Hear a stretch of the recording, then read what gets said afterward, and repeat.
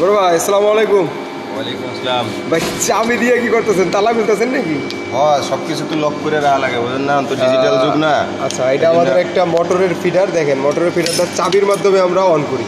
হ্যাঁ, এই যে এটা আমরা একটা টেস্ট পজিশনে নিলাম।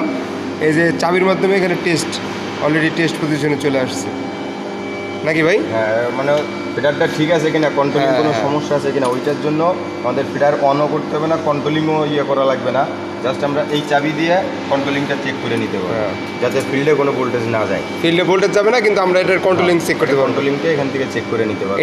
এটার মাধ্যমে তো ভাই একটা মোটর চলবে না? হ্যাঁ, এটার মাধ্যমে একটা মোটর চলবে, একটা ডল কানেকশনে যায়। এটার একটা মোটর চলবে। এটা একটু খুলে একটু দেখা এটার মধ্যে কি কি আছে পুরোটা। হ্যাঁ, পুরোটা বন্ধ করে।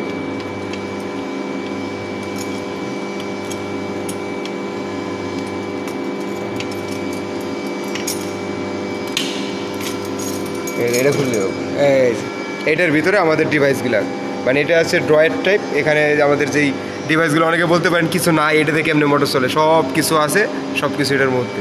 আসলে খুবই উন্নত মানের ডিভাইস এগুলো আসলে কাজ করেও খুব কমফোর্টেবল ফিল করা যায়, খুবই ভালো।